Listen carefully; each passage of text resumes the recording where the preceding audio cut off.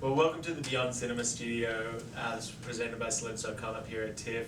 Margarethe, Barbara, firstly, it's the eve of the showing of the film here. How do you feel? Do you still ever get nervous before showing the film to a new audience? Sure. It would be terrible not to be nervous. Then you are really out. If then it becomes a routine. It's part of the whole thing to be very nervous, and afterwards very relieved, or even still nervous. It depends how the public reacts. Barbara, do you obviously, do you watch yourself on film? Are you awkward about watching yourself on film? Does it bother you at all? Like, where do you fit into that equation? It doesn't bother me. I'm looking at me like a stranger. Yeah. But this movie I haven't seen really finished, so that's a bit nerve-wracking. Although I trust her. I saw a little bit of, was it a rough cut or?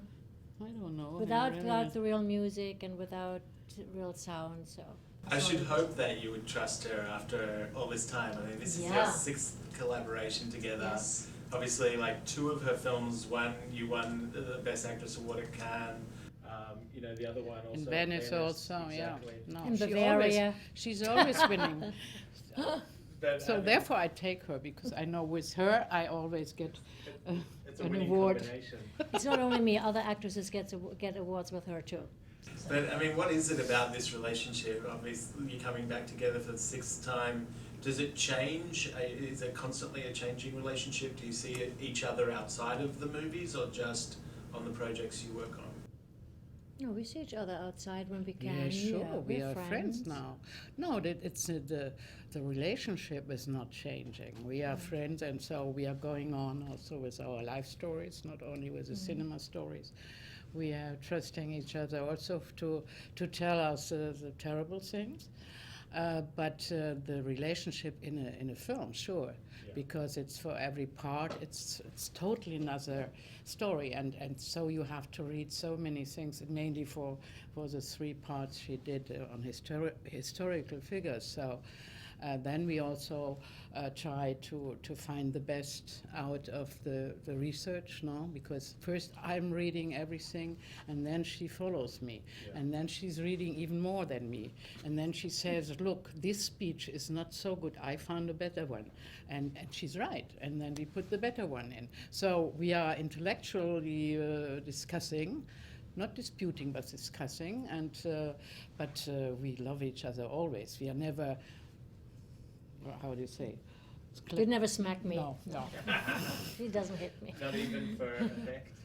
To get her to do something in a specific scene? No. Never No. requires physical abuse? I That's already great. did it with other actors when they are not coming up with the right rage, no? You have to push them to be, when they are too soft, no? Then buff, and then, that happens. But it's really the very, very last solution for me. But also with Hannah Arendt, it's a character that is really a thinker and a wordsmith. So how hard was it to come up with a cinematical approach to that? You saw the film? So. Then for you though, as a challenge when you get that, and you know that it's that this is a person who requires that intensity. No, therefore I chose an actress which I can observe her thinking. I always said I need an actress.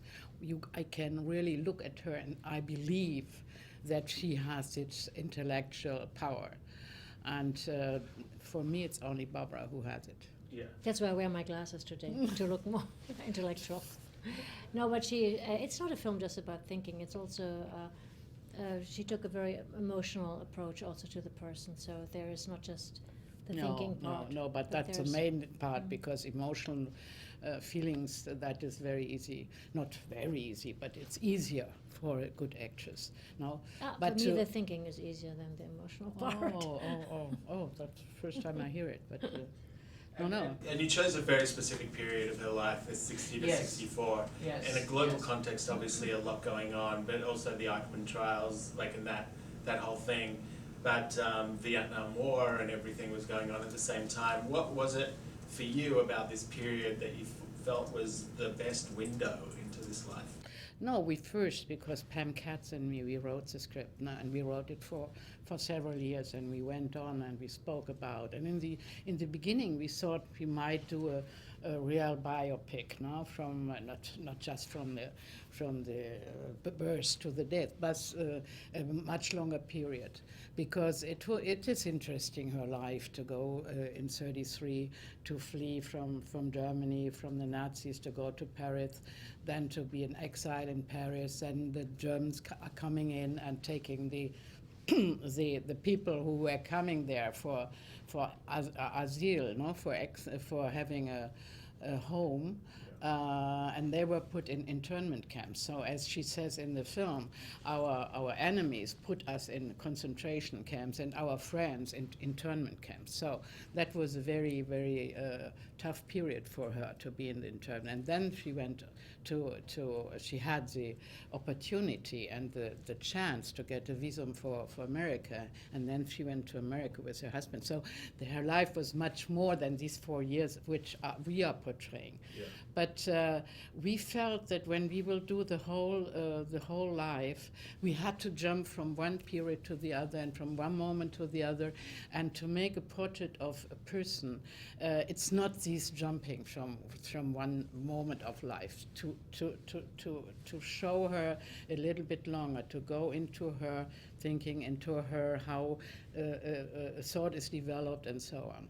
And the period of Eichmann, first, that was her book with the biggest controversy. No, it was really a scandal in the time when it came out in the New Yorker, and then it really deals with Germany. For us, Eichmann, that is a representative of a Nazi criminal. So it's both. It's her thinking, it's philosophy, but it has to do with Germany. Right, it's where she came up with that phrase, banality of evil, Yes, that has yes. kind of rung over the years, many times over. There's also the aspect of filming in different countries. Did it feel different in each place when you're telling the story? Did it add to it? That was more in the research, when you are doing the research and you get the feeling for every country and for every time. It was also, we went back with two flashbacks now, one in the 20s in Germany and the other one in the 50s with Heidegger, not the both scenes with Heidegger. So, yes, I think. Was it logistically for you, was it challenging at all? Challenging, the whole film. Yeah, to move the production around. Oh my God, yeah. That's the most challenging film I did. And I think we did it on purpose in a classical way, because I heard some voices, they said it's old-fashioned, but I think to give really this feeling of the time and of the discussion of the time and of this sharpness, you can't go around with a camera and you have to follow this way of thinking of her, and so you have to do that in a simple way. Yeah, and I also thought for you, Barbara, working with Janet McTeer, Mary McCarthy at this specific moment was, on the New York Times bestseller list and probably at the height of her intellectual powers on a popular scale as well. So did you go back, did you read like a bunch of those letters that went between them? Yeah, I read the letters and I read what literature that McCarthy, I read the group and mainly her letters, yeah. And so what was that like, just in terms of just an acting exercise, working with, obviously Janet's, like you, has been nominated for a bunch of awards, twice Oscar nominated. Do you kind of relish that sparring opportunity? It was fun. Yeah. It was fun from the first moment. It was really great working with her. I had the feeling it was right away, we clicked. I was lucky. And also her liberal, like her position changed over time as well, Mary McCarthy. So, what about you in terms of your relationship with Hannah now? Like, obviously there's schools named after her and things like that. Do you find yourself having an affection for her or being contradictory in your feelings towards her? It's both. Of course I have an affection. If you read so many things that a person wrote in her personal letters and all that. But there are things that, things she said that I am doubting or I'm critical about, definitely. I mean, the thing with her as well is that sometimes facts were more important. They say like facts were more important than opinion, for her. And it seems like in our current political world, it's opinions that matter and whether they're factually correct as well. Well, I mean, her whole discussion about private sphere and public space, the discourse in that realm, I think that's something that's really exciting for us now, and especially in this election year. The things that she read come to mind, although I'm a very forgetful person. I mean, I read something and I do a part, and then after a while, I guess my body just releases it on my brain. And but that, of course, comes up. But there are things like when one of the things she said is, the sentence "Who am I to judge?" is a sentence she really didn't like, and that's a sentence I actually say to myself a lot. So she thought that was kind of a cowardice if you said that. I think it's more of a humbleness if you say that. So there are, things that I would approach differently, certainly. Do you also feel like you become an advocate for that person because you end up traveling with the film for a little while afterwards and have to speak on that person's behalf almost? Well, this is my first trip on behalf of this person. Well, I certainly become an advocate in the sense, that thinking and discourse and a lot of things she said I find really worth looking at today. So, and I wouldn't have taken the part if I wouldn't have thought that there is something important for us, to take from that. So it's not difficult for me to be an advocate. It just means that I agree with her on every single thing she said. So does that mean that you've said no to Margarethe before? No, I would never say no. She could offer me the telephone book and I would say yes. Very cool. Well, thanks for spending a few minutes with us. Thank you. Thanks for coming in. Thank you.